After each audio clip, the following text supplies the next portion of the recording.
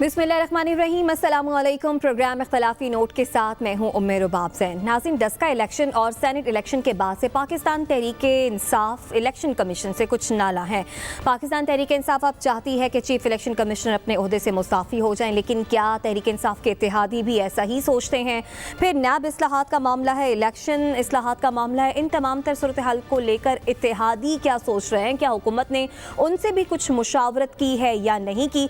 ये वो तमाम सवाल हैं जो आज हम अपने पैनलिस्ट के सामने रखेंगे। इत्तेहादियों के हवाले से इत्तेहादियों की क्या सोच है, ये हम बात करेंगे। फहमीदा मिर्ज़ा हमारे साथ मौजूद होंगी, वफाकी वज़ीर बराए बैनुल सूबाई राब्ता। फहमीदा मिर्ज़ा साहिबा, बहुत शुक्रिया आपके वक्त का। इलेक्शन कमीशन के मामले पर भी आपसे सवाल करना है, लेकिन इलेक्शन से ही जुड़ा एक मामला, आप कुछ नाला नजर आई PTI से, क्योंकि उन्होंने आपके उम्मीदवार को सपोर्ट नहीं किया सेनेट के इलेक्शन। आपने वज़ीर आज़म इमरान खान को ख़त भी लिखा, तो क्या कुछ अजाला हुआ आपकी शिकायत का? जी देखिए, मैंने तो फ्लोर पे जो स्पीच भी की, मैंने उसमें बात की और प्राइम मिनिस्टर से नाला की बात नहीं है। इनफैक्ट मैंने तो उनकी उस बात को एंडोर्स किया है जो जिसके लिए वो कोर्टों में गए, यहाँ पे असेंबली में कॉन्स्टिट्यूशनल अमेंडमेंट लाने की बात की, क्योंकि अगर हमें ये जो सीक्रेट बैलेट के लिए कि वो ये चाहते थे, क्योंकि जिस तरह की वीडियोज़ आ रही थी और पास हम देखते आए हैं कि जो जहाँ भी इनडायरेक्ट इलेक्शन होती है और ख़ास तौर पे सेनेट की इलेक्शन में कि कितनी करप्शन होती है और किस तरीके से पैसों से ख़रीद और फरोख्त की जाती है, तो उसके लिए बहुत ज़रूरी था कि इलेक्शन कमीशन को वो मैकेनिज़्म बनाना चाहिए था, वो सिस्टम बनाना चाहिए था कि जिसके अंदर हम वो ट्रांसपेरेंसी का और एक फेयर इलेक्शन का माहौल पैदा करते। और कम से कम, क्योंकि जिस तरह ये हमने अगली सीन्स दिखाए, मैंने फ्लोर पे जो तकरीर की उसमें भी मैंने यही बात की, और आर्टिकल 218 की क्लॉज 3 इस पे बड़ी क्लियर है और वो कॉन्स्टिट्यूशन पाबंद करती है इलेक्शन कमीशन को कि they have to guard against corrupt practices. तो उन्होंने क्या बनाया, उन्होंने क्या मैकेनिज्म बनाया, क्या सिस्टम दिया, और सुप्रीम कोर्ट का और डिसीजन भी था इस पे, तो उसके बाद उन्होंने क्या किया? तो इसलिए कि बदनसीबी है। मैडम, आपने बिल्कुल दुरुस्त निशानदेही की कि इलेक्शन के प्रोसेस के अंदर आर्टिकल 218 के नीचे इलेक्शन कमीशन की रिस्पॉन्सिबिलिटी है, बल्कि सिर्फ उसी के नीचे नहीं, इलेक्शन एक्ट 2017 के नीचे भी इलेक्शन कमीशन की रिस्पॉन्सिबिलिटी है फ्री एंड फेयर इलेक्शन करवाना। मैडम, सवाल थोड़ा सा अगर हम इसको आगे बढ़ा सकें, इस बात के ऊपर तो तकरीबन तमाम पॉलिटिकल पार्टीज, अब कुछ पीडीएम के अंदर होते हुए अपनी अना की वजह से ना भी माने, लेकिन तमाम पॉलिटिकल पार्टीज इस बात के ऊपर तो तकरीबन हम आवाज़ हैं कि इलेक्टोरल रिफॉर्म्स होने चाहिए। बट जो आपकी अलायंस की लीडरशिप है, जो गवर्नमेंट है, वो ख़ास तौर पे एक एडिशनल स्टेप ये कहती है कि election commission, chief election commissioner को, इलेक्शन कमीशन के मेंबरान को रिज़ाइन कर देना चाहिए। क्या इस डिमांड में भी आप उनके साथ हैं? देखिए, फेलियर तो हुआ ना एक इदारे का, और इतनी आप देखें कितनी एगनी पूरी कौम को आप इसमें डालते हैं। अब पहले ये बताइए कि जब लास्ट इलेक्शन हुई थी उसमें भी जो चंद हलकों की बात कर रहे थे इमरान खान साहब कि उसे खोले जाएं, तो जब ये सारे सिलसिले चल रहे थे तो क्या ज़रूरी नहीं था? और इसके बाद 2018 की इलेक्शन के बाद भी वही बात चली आ रही है। क्या अच्छा मैसेज जाता है सिलेक्टेड गवर्नमेंट? मैं कहती हूँ सिंध की हुकूमत एक सिलेक्टेड गवर्नमेंट है, तो क्या अब मुझे बताइए कि क्या वहां की आवाम को, सिंध की आवाम को कैसे मुतमईन करेंगे? मुझे कैसे आप मुतमईन करेंगे? तो ये तो जाहिर है कि इलेक्शन कमीशन का फेलियर है, और स्पेशली सुप्रीम कोर्ट के डिसीजन के बाद उनको जरूर वो तरीकेकार बनाना चाहिए था। देखिए, सिंध में 7 प्रॉक्सी वोट डले हैं जो कि 2017 का इलेक्शन एक्ट सेनेट के हवाले से बात करता है कि प्रॉक्सी वोट नहीं डल सकता है। उसका कोई जवाब नहीं दे रहा है। मैं तो उम्मीद कर रही हूँ, क्योंकि आप वही चाहते हैं कि फिर से लॉयर्स करें। इसके दो हिस्से हैं, एक हिस्सा है पॉलिटिकल और एक हिस्सा है सिस्टमेटिक। आप सिस्टमेटिक की तो बात कर रही हैं, पॉलिटिकल हवाले से आपको अपने जो आपका जो इत्तेहाद है और जीडीए हमेशा से इदारों को साथ लेके चलने की बात करता रहा है। आप लोग इतने डिस्टेंस पे क्यों नजर आ रहे हैं?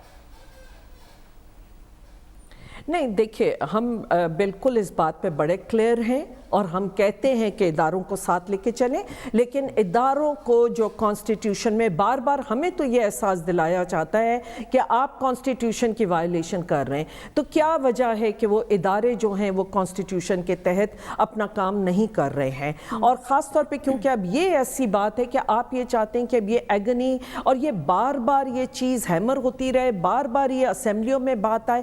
دیکھیں نیشنل اسمبلی میں کیا ہوا، ایک دن آپ ایک کینڈیڈیٹ حکومت کا ہار جاتا ہے، دوسرے دن ووٹ آف کانفیڈنس ہے، تو یہ سب چیزیں کیا میسج دیتی ہیں؟ اور اس کے بعد سینیٹ کی الیکشن، پھر چیئرمین سینیٹ کی الیکشنز، ہم بار بار کیا اس قوم کو اسی ایگنی میں ڈالیں گے؟ اسی طرح سے یہ سارے سلسلے چلتے رہیں گے۔ آپ ہمارے رہنما ہیں، آپ خود اسپیکر قومی اسمبلی رہی ہیں، یہ کام آپ لوگوں کے کرنے کا تھا کہ آپ ان کالی بھیڑوں کو اپنے اندر سے نکالیں، آپ سارا ملبہ الیکشن کمیشن پہ ٹرانسفر تو نہ کریں نا؟ دیکھیے آپ بالکل صحیح کہہ رہے ہیں، دیکھیں کالی بھیڑوں کو نکالنا اور یہ بات کرنا بڑا آسان ہے۔ اگر ٹرانسپیرنٹ ہوتا، اگر فیئر ہوتا، اوپن ہوتا تو آپ نکال سکتے تھے نا۔ اب تو آپ ازمپشن پہ ہی باتیں کر سکتے ہیں نا، اب تو میں کسی پہ ڈاؤٹ ہی کر سکتی ہوں اور یہ کہہ سکتی ہوں کہ نہیں جی ہر ایک شخص اپنے آپ کو ایک شک کی نگاہ سے دیکھ رہا ہے، ہر ممبر اپنے آپ کو ایک شک کی نگاہ سے دیکھ رہا ہے۔ تو یہ چیزوں کو ختم کرنے کے لیے آپ کو سسٹم دینے چاہیے۔ ڈاکٹر صاحب یہ بھی بتائیے کہ کیا پرائم منسٹر صاحب نے آپ کے خط کے پرسپیکٹیو میں، سوری قطع کلامی کی معذرت، آپ کے خط کے پرسپیکٹیو میں جی ڈی اے کے جو خلشات تھی ان کے پرسپیکٹیو میں کوئی کاروائی بھی کی ہے، کوئی آپ کو یقین دہانی دلائی گئی ہے کہ کوئی کچھ ہوگا اس پہ؟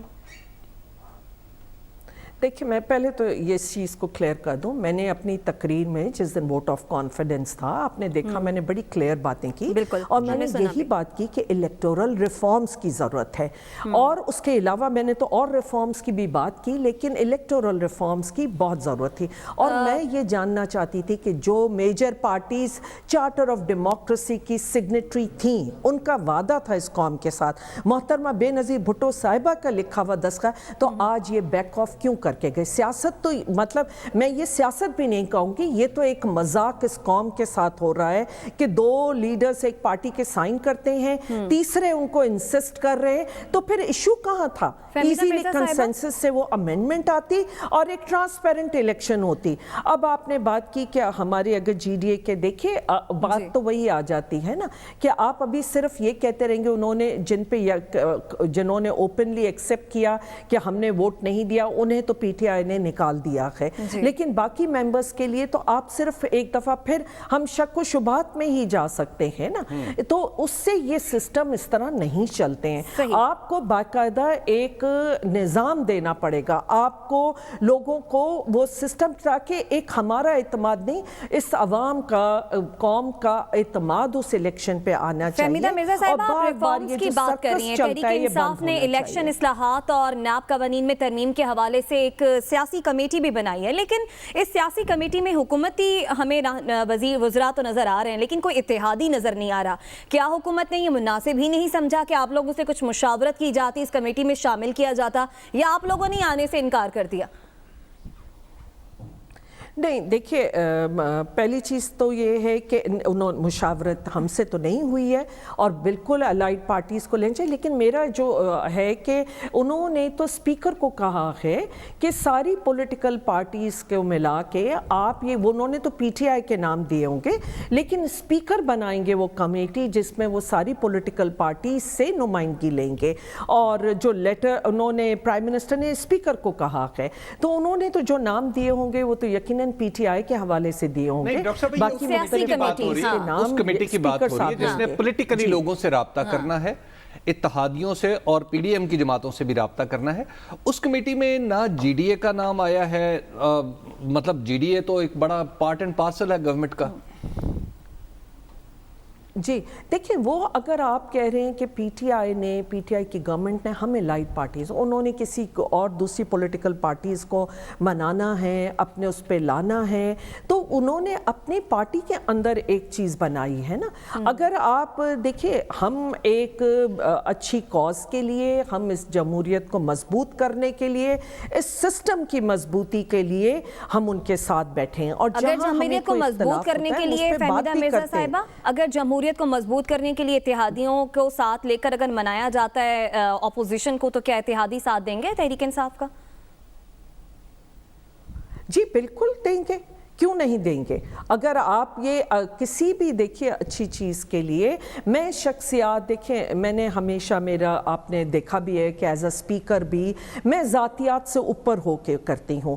मैं हमेशा इदारों के लिए बात करती हूँ। मैं अपनी ज़ात के लिए अगर मुझे कोई किसी से इख्तलाफ होगा, मैं वो चीज़ कभी सामने नहीं लाऊंगी, क्योंकि मुझे अगर हमने सिस्टम्स को मजबूत करना है, हमने इस पार्लियामेंट को मजबूत करना है, उसमें अगर आपने किसी से भी बात करनी है और जहाँ भी अगर मेरी मैं समझेंगी अगर ये हुकूमत की ज़रूरत है तो मैं बिल्कुल उनके साथ दूंगी। और मैं चाहूँगी कि अगर हम कोई रोल अदा कर सकते हैं तो हमें करना चाहिए है, क्योंकि वरना इस मुल्क में इस तरीके से ना पार्लियामेंट चल सकती है, ना आप प्रॉपर लेजिस्लेशन कर सकते हैं। और फिर आप बताइए कि वही बिल आपने नेशनल असेंबली में पास करना है, आगे बजट भी करना है, और फिर सेनेट में भी आपने बिल्स पास करने हैं। तो अगर हमने कोई बेहतर लॉ बनाने हैं, हमने बेहतर पॉलिसीज़ बनानी है, तो सबको साथ में बैठना पड़ेगा।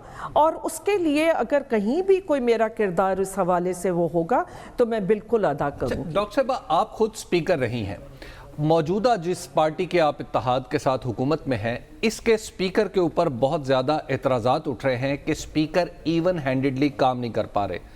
इसी तरह स्पीकर बाज़ औक़ात बेबस हो जाते हैं, उनके मतलब ये बातें सुनने में आती हैं कि वो अपनी पार्टी की क़यादत के सामने, कि जिसकी वजह से ऐवान का माहौल इतना ख़राब हो चुका है कि अब आप यानी हुकूमती इत्तेहाद और अपोजिशन इत्तेहाद शायद एक जगह इजलास करने के भी काबिल नहीं रहे। इस सिचुएशन को डिफ्यूज़ करना इसलिए भी ज़रूरी है कि जो जिन इस्लाहात की आप बात करी हैं वो इस्लाहात लाई जाएं। तो हाउ, कैसे? देखिए, मैं सबसे पहले तो स्पीकर साहब का देखें, स्पीकर के पास बहुत अथॉरिटी होती है, और वो जिस तरह से मैंने इनको देखा स्पीकर साहब ने, कि ज़ाहिर है उनके लिए एक बड़ा मुश्किल भी होता है कि आप ये बैलेंस रखते हैं कि एज अ स्पीकर मैं भी ये समझती थी कि मेरे लिए ये बैलेंस, लेकिन मैंने भी किया और ये स्पीकर भी यकीनन कोशिश कर रहे हैं। लेकिन अगर आप देखें डे वन से कि अगर अपोजिशन उठ के बात करती है लेकिन फिर वॉकआउट कर जाती है और फिर पलट के स्पीकर के ऊपर प्रेशर डालते हैं। देखिए, और मुझे बहुत ही तकलीफ़ होती है जब मैं फॉर्मर प्राइम मिनिस्टर या बड़े सीनियर पार्लियामेंटेरियंस को इस तरह और देखती हूँ कि वो स्पीकर को हॉस्टेज करते हैं और जिस तरह बात करते हैं। प्लीज़, अगर आपने कॉन्स्टिट्यूशन को मजबूत करना है और अगर आपने पार्लियामेंट को, तो आप रूल्स तो पढ़ लीजिए कि रूल्स क्या बोलते हैं।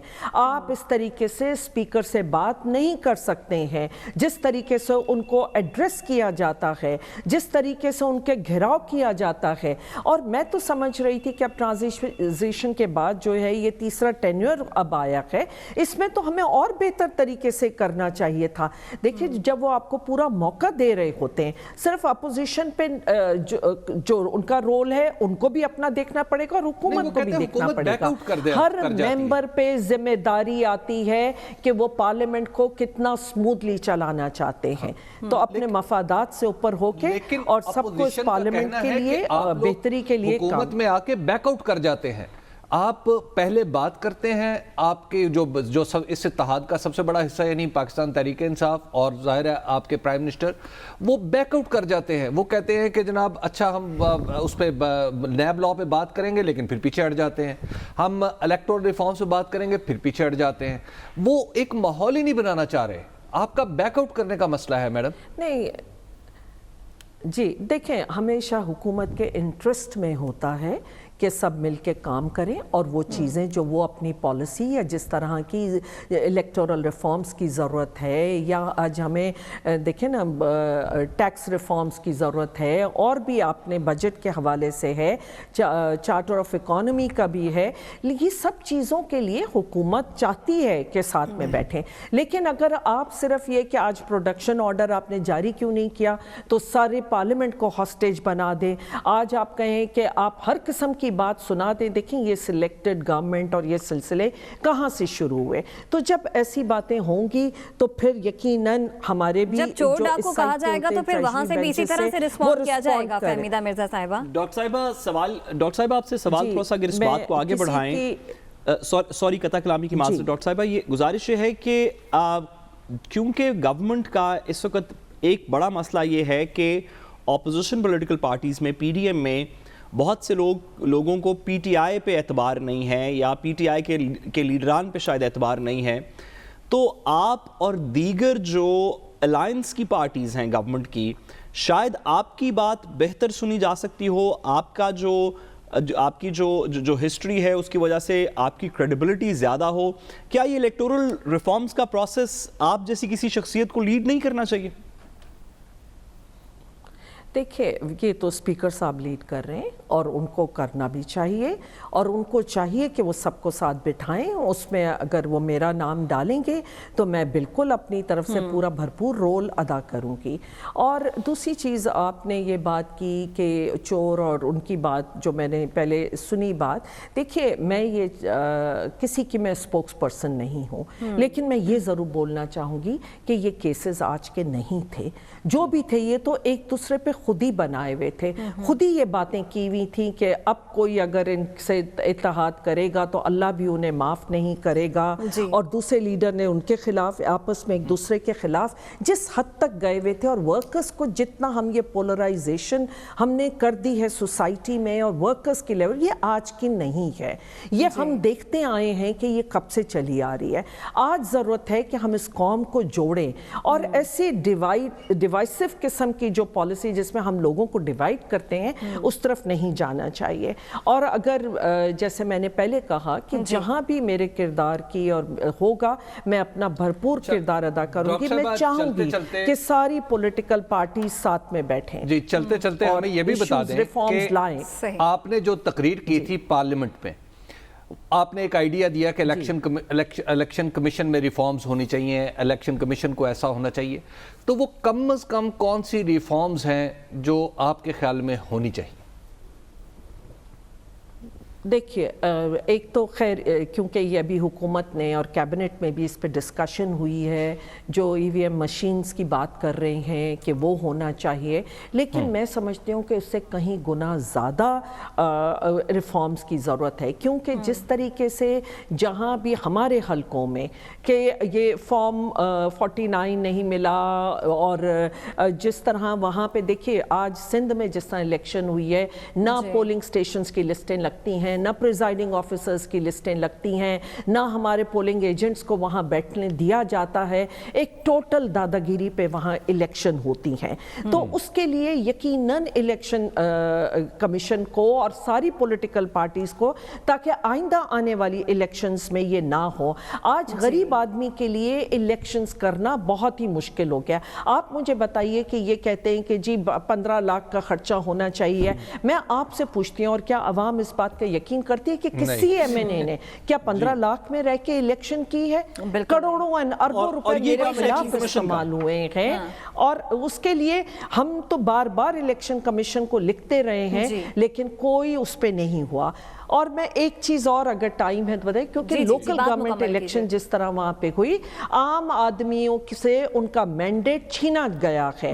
اور اس کے بعد میں کورٹوں میں گئی، وہ شخص غریب افراد کورٹوں میں گئے، لیکن میں اس چیز کو کیا کہوں کہ ایک بھی ہیئرنگ کورٹ میں نہیں ہوئی اور 4 سال کا ٹرم ان کا ختم ہو گیا. بہت شکریہ وفاقی وزیر فہمیدہ مرزا صاحبہ ہمارے ساتھ موجود تھیں. حبیب صاحب، فہمیدہ مرزا صاحبہ بات کر رہی ہیں جماعتوں کو ساتھ لے کر چلنے کی، اور اگین وہ بھی ریفارمز پر حکومت کے ساتھ ہیں.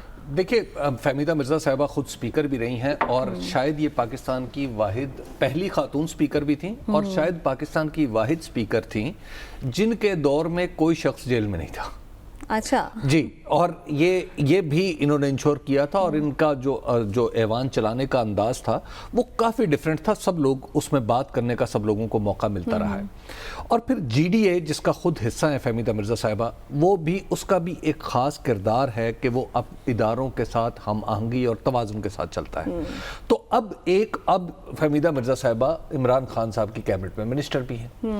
مجھے یوں لگ رہا ہے کہ جیسے ان کی جو وائس ہے وہ اب لوگ سننے کے لیے تیار ہیں. اچھا. جو پہلے ابتدائی طور پہ چور ڈاکو، تم چور، تم نے یہ کیا، تم نے یہ کیا، وہ جو ایک ڈویسو پالیٹکس تھی، میرا خیال ہے کہ اب لوگ اسے سننے کے لیے تیار ہیں. یہی وجہ ہے کہ ایک کمیٹی ہمیں، اگرچہ میں اس کو نہیں سمجھتا کہ وہ کوئی سود مند طریقہ ہے. سود مند طریقہ یہ ہوتا کہ پولیٹیکل کمیٹی اگر بنانے چاہتے تھے، اس میں جی ڈی کا ایک ممبر ہوتا، ایم کیو ایم کا ایک ممبر ہوتا، اس میں پی ایم ایل کیو کا ایک ممبر ہوتا، 2-3 ممبر پی ٹی آئی کے ہوتے، تو لہٰذا ایک مکمل کمیٹی بنتی اور پھر وہ پولیٹیکل لوگوں سے رابطہ کرتی، تو ظاہر ہے پولیٹیکل لوگ امپیکٹ اس کا اور ہوتا. یہ جو اس طرح کی 10 رکنی پولیٹیکل کمیٹی بنا دینی اور اس میں اے سے لے کے زیڈ تک سارے لوگوں کو شامل کر دینا، اس کا مطلب ہے کہ آپ پولیٹیکلی انگیج نہیں کرنا چاہ رہے. تو آپ کو جو الیکشن کمیشن میں اگر ریفارمز کرنی ہے تو اس کے لیے بھی مناسب آپ کو حمایت نہیں مل پائے گی اس کمیٹی کے. ریفارمز کے لیے بہت ضروری ہے. آپ نے سیاسی کمیٹی تو بنا دی، لیکن اتحادیوں کو ساتھ لے کر چلنا ہے، اور اتحادی ہمیں جو ہے، جیسا کہ ہم نے فہمیدہ مرزا صاحبہ سے بھی بات کی، وہ بھی یہی بات کر رہی ہیں کہ ہم تو ساتھ چلنے کو تیار ہیں. دیکھیے اس میں سیاسی بات تو جو حبیب صاحب نے کی، میں اس سے اتفاق کرتا ہوں، لیکن اس میں تھوڑی سی ہمیں پین آؤٹ کر کے اس بات کو تھوڑا سمجھنا چاہیے.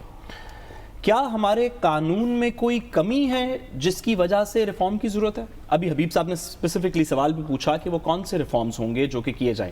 فار ایگزامپل قانون میں ہمارے لکھا ہوا ہے سیکشن 132 ہے الیکشن ایکٹ کا 2017 کا، جس کی بات ابھی فہمیدہ مرزا صاحبہ نے کی، کہ سینٹ کے الیکشن میں کوئی شخص بھی 15 لاکھ روپے سے زیادہ پیسے نہیں خرچ کرے گا. 15 لاکھ اور 1 روپیہ جو شخص خرچ کرے گا وہ ڈسکوالیفائی ہو جائے گا.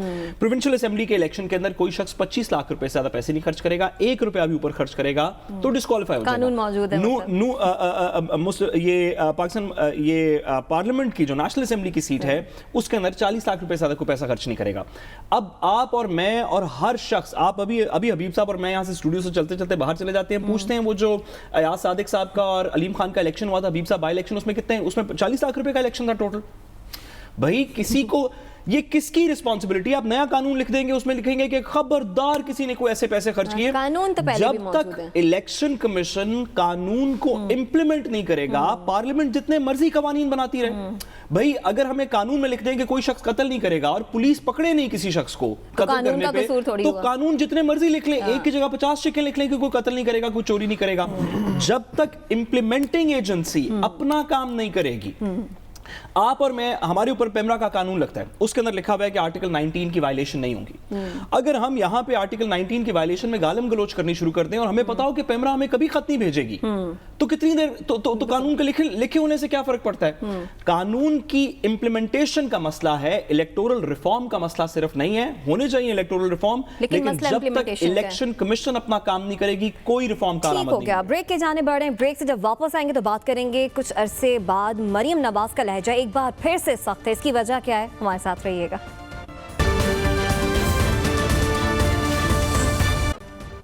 ویلکم بیک ناظرین. نیب کے متحرک ہوتے ہی مریم نواز کا لہجہ خاصا سخت ہو گیا ہے. 26 مارچ کو ان کی نیب میں پیشی ہے، وہ کہتی ہے کہ ضرور پیش ہوں گی. مولانا فضل الرحمان کہتے ہیں کہ مریم نواز کے ساتھ پی ڈی ایم کے کارکنان بھی نیب کے دفتر جائیں گے. اسی پر بات کریں گے. حبیب صاحب، بڑا سخت لہجہ ہو گیا مریم نواز کا. مولانا صاحب آئے تھے ملنے کے لیے، کیا ایسا پھونک گئے کہ اس کے بعد ہمیں یہ سب کچھ سننے کو ملا مریم نواز سے؟ دیکھیے، مولانا نے جو کہا وہ تو میں آپ کو بتاؤں، لیکن انہوں نے بہرحال یہ مشورہ نہیں دیا تھا کہ جناب اس طرح کی تقریر کریں جا کے. وہ تو بڑے دھواندھار تقریر. اہم بات یہ ہے کہ انہیں مشورے کی ضرورت نہیں. اندر جو موضوعات ڈسکس ہوتے رہے، اس میں کم از کم 2 موضوعات ایسے تھے جنہوں نے بہرحال جو اس تقریر میں بھی ڈسکس ہوئے، بلکہ 3. وہ کون سے؟ ایک تو یہ ہے کہ آپ کو یاد ہوگا نواز شریف صاحب کی اور پی ایم ایل این کی طرف سے یہ بات بڑی مسلسل انداز میں کہی جا رہی ہے کہ کسی طریقے سے مریم نواز کو میسج ملا کہ آپ سمیش کر دیا جائے گا. ٹھیک ہے. ایک تو دیکھیے، میں اس کی صداقت پہ نہیں گفتگو کر رہا، میں یہ عرض نہیں کر رہا کہ وہ سچا تھا یا جھوٹا تھا، لیکن اس میسج کو سچا سمجھا گیا اور اس کے بعد اس کے اوپر اپنا پورے کا پورا ایک نیریٹو بلڈ کیا گیا کہ ہمیں اگر تباہ کرنے کی کوشش کی جائے گی، اگر کوئی ہمارے گریبان پہ ہاتھ ڈالے گا تو ہم بھی دوسرے کے گریبان پہ، مخالف کے گریبان پہ ہاتھ ڈالیں گے. تو لہٰذا اس نے، اس میسج یا اس طرح کے کسی میسج نے ماحول کو خراب کر دیا ہے. اس کے بعد آ جائے نیب کی طرف. نیب نے 26 مارچ کی جو انہیں بلایا میرا خیال ہے کہ نیب کا بھی معاملہ ایسا ہے کہ اب پی ایم ایل این جو ہے وہ آپ کو پہلے دن سے پتا ہے کہ نیب کو ایک انڈیپینڈنٹ ادارے کے طور پر نہیں دیکھتی، بلکہ اس پہ اس کی آراء مختلف ہیں. وہ سمجھتی ہے کہ نیب اور عمران خان جو ہے دراصل مل کے یہ کام کر رہے ہیں. تو نیب کے اوپر بھی جو اعتراض ہے اور پھر جس انداز سے انہوں نے ضمانت منسوخی کے لیے جو درخواست دی اس نے بھی نیب کی پوزیشن کے اوپر ایک سوالیہ نشان لگا دیا. اور تیسری جو بات ہے وہ یہ ہے کہ دیکھیے جو مریم نواز صاحبہ ہیں ان کو یہ ان کے ذہن میں ہے یہ بات، اور ان کے ارد گرد کے لوگوں کے پارٹی کے اندر یہ بات موجود ہے کہ ہمیں ہمارے اندر سے لوگوں کو توڑنے کی کوشش کی جا رہی ہے اور پی ڈی ایم کو بھی پی ڈی ایم کے اندر بھی نقب لگانے کی کوشش کی جا رہی ہے. تبھی وہ کہہ رہی ہیں لوٹے ادھر ادھر ہوئے. تو اسی طرح جب آپ نے یہ تینوں چیزیں ہوئی ہیں اور اس کے بعد پھر آپ دیکھ رہے ہیں کہ پولیٹیکلی بھی اب عمران خان صاحب کی اگر آپ ان کے فرمودات ملاحظہ فرما لیں یا ان کے لوگوں کی گفتگو ملاحظہ فرما لیں تو وہ چور ڈاکو دیکھیے پولیٹیکلی جب آپ کسی کو ایک بات کہتے ہیں نا تو پھر اگلے سیاستدان مجبور ہو جاتا ہے اس کا جواب دینے کے لیے. تو آپ نے ایک ماحول بھی کریٹ کرنا تھا تو وہ ماحول بھی آپ کریٹ نہیں کر پا رہے. تو ایسے میں اس فضا میں اگر کوئی پولیٹیشن اس کا فائدہ نہ اٹھائے تو پھر بے وقوف ہوگا. تو مریم نواز صاحبہ کچھ بھی ہو سکتی ہیں، وہ بے وقوف بالکل نہیں. تو لہٰذا اس فضا کا تو وہ فائدہ اٹھائیں گی اور جیسے ہی ان کے ہاتھ مائک آئے گا اور جلسے میں جا کے ہر سیاستدان کی طرح وہ بھی پھر کھلتی ہیں، تو جب وہ کھلیں گی تو پھر زمانہ دیکھے گا. تو لہٰذا ایک تو بات آپ کو ذہن میں رکھنی چاہیے کہ مریم نواز اپوزیشن میں ہے. وہ جو کر رہی ہیں وہ ری ایکشن میں کر رہی ہیں، ایکشن میں نہیں کر رہی، کیونکہ ایکشن انیشیٹو لینا اپوزیشن کا کام نہیں ہے. اور لاسٹلی میں آپ کو ایک عرض کروں، دیکھیے ہماری جو پولیٹیکل پارٹیز ہیں نا، یہ مشورہ سب کے لیے اور مفت ہے بالکل. اچھا وہ یہ ہے کہ مریم نواز صاحبہ کی تقریر اگر سنیں تو آپ کو ایسے لگتا ہے، تاثر یہ پیدا ہوتا ہے کہ شاید نفرت کا جواب نفرت سے دیے جانے کی کوشش ہو رہی ہے.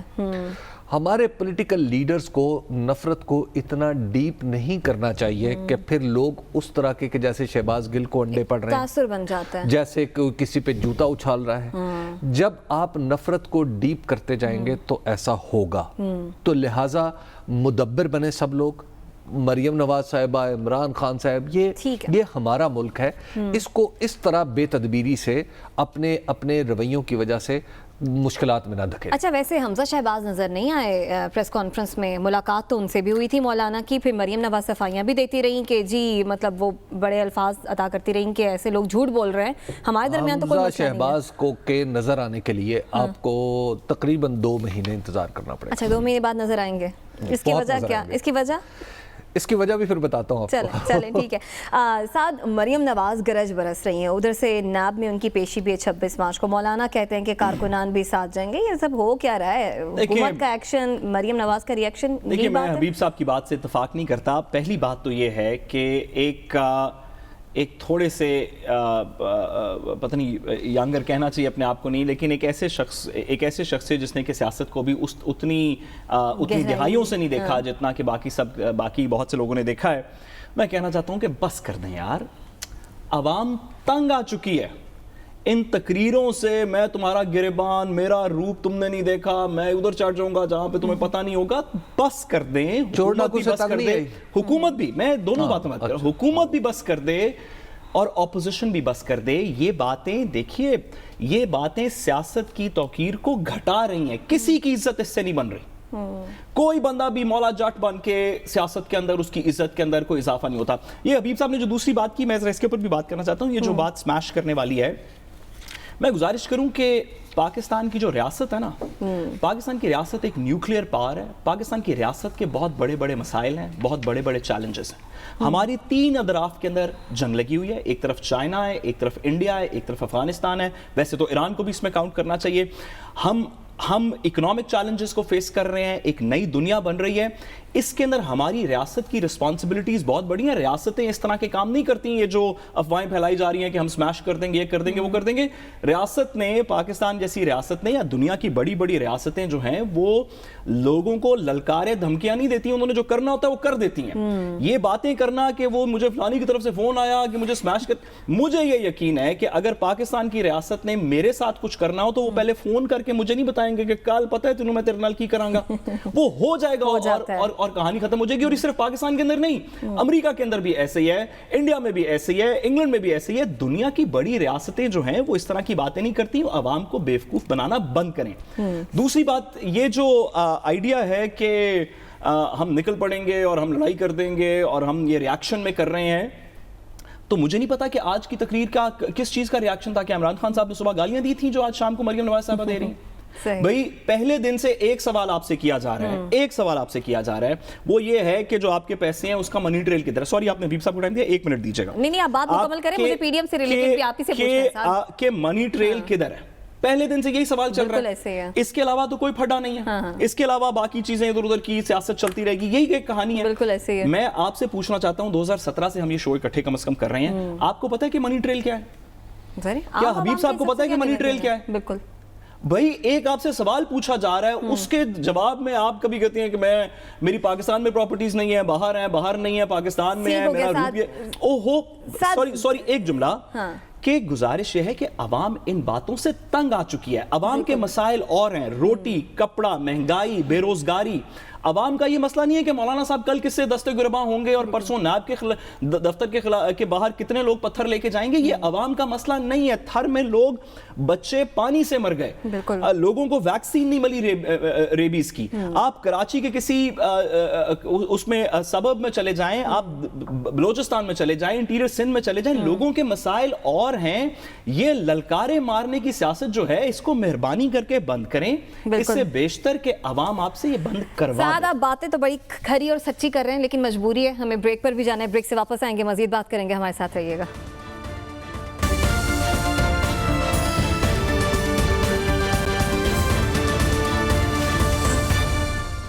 ویلکم بیک ناظرین. حبیب صاحب, یہ پی ڈی ایم والے پیپلز پارٹی سے تو کہہ رہے ہیں استعفوں کے معاملے پر کہ جناب آپ استعفے دیں پھر لانگ مارچ ہوگا, لیکن کیا یہ نون لیگ والے استعفے دے دیں گے؟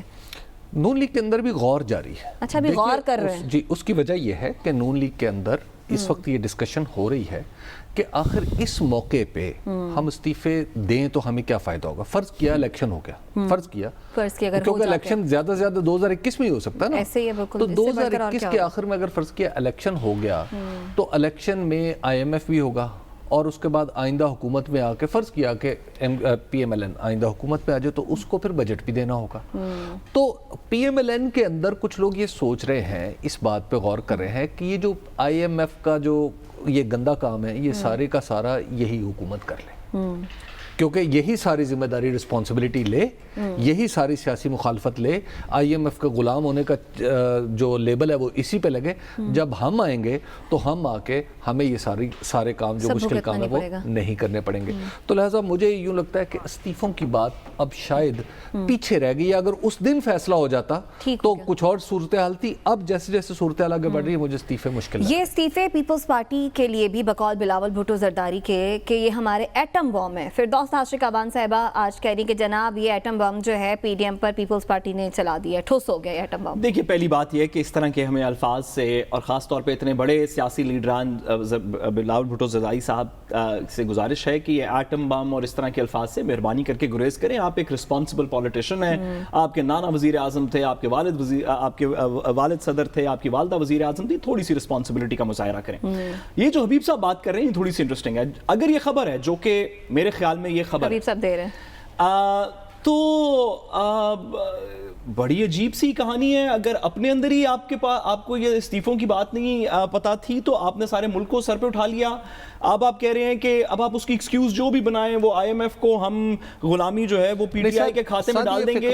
اس میں یہ جو تبدیلی آئی نا صورتحال, یہ اس کے بعد آئی ہے. یہ جو آئی ایم ایف کے ساتھ پروگرام ڈیسائیڈ ہو رہا ہے اور پھر جو قانون سازی کرے اس کے بعد میں گزارش کروں کیونکہ یہ جو آئی ایم ایف کی غلامی بطور حبیب صاحب جو جاری ہے پی ٹی آئی کے ٹائم پیریڈ پہ, تو میں मैं याद करवाना चाहता हूं कि याद है जब हम IMF के ऊपर हुक्मरानी करते थे नवाज शरीफ साहब के दौर के अंदर और जरदारी साहब के दौर में, हबीब साहब आपको तो याद होगा। ठीक है, बहरहाल साहब वक्त खत्म हो गया, प्रोग्राम से इजाजत दीजिए, अगले हफ्ते मुलाकात होगी, अल्लाह ने के बाद।